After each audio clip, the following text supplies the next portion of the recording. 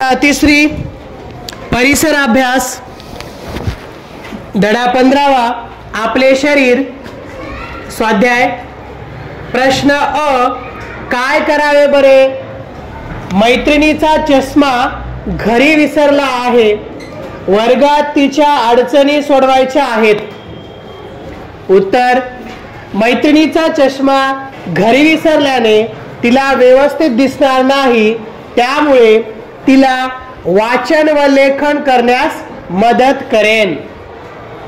आ जरा डोके चालवा मित्राच्या पायाला प्लास्टर आहे त्याला कोणकोणत्या अडचणी येतील उत्तर मित्राच्या पायाला प्लास्टर असल्याने त्याला व्यवस्थित चालता येणार नाही मांडी घालून तसेच बेंचवरती व्यवस्थित बसताही येणार नाही खेळाच्या तासाला खेळ खेळता येणार नाहीत।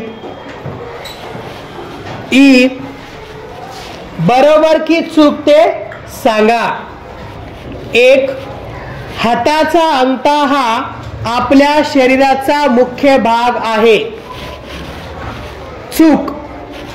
दोन पायांच्या मदतीने आपण जिना चढू शकतो उत्तर बरोबर। तीन मान पुढे झुकते मागे वाकते उत्तर बरोबर। चार धड फक्त कमरेपाशी वाकू शकते उत्तर बरोबर।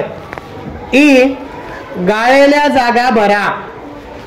एक धडाला पाय जोडलेला असतो त्या भागाला टिंब म्हणतात त्या भागाला खुबा म्हणतात। दोन टिंब आणि पाऊल जोडणारा पायाचा भाग म्हणजे घोटा तर इथे उत्तर येते तंगडी आणि पाऊल जोडणारा पायाचा भाग म्हणजे घोटा। तीन आपले काही अवयव वागतात म्हणून आपण टिंब करू शकतो हालचाल आपण हालचाल करू शकतो। चार एका व्यक्तीसारखी दुसरी व्यक्ती टिंब नाही उत्तर आहे दिसत नाही एका व्यक्तीसारखी दुसरी व्यक्ती दिसत नाही। पुढचा प्रश्न आहे उ पुढील प्रश्नांची उत्तरे लिहा। एक शरीराचे कोणकोणते भाग मिळून धड बनते उत्तर छाती पोट व पाठ यांचे मिळून धड बनते।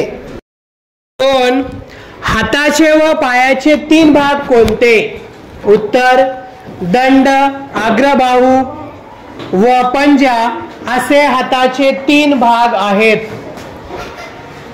मांडी तंगडी आणि पाऊल असे पायाचे तीन भाग आहेत। तीन डोके आणि धड जोडणाऱ्या शरीराच्या भागास काय म्हणतात उत्तर डोके व धड जोडणाऱ्या शरीराच्या भागास मान असे म्हणतात।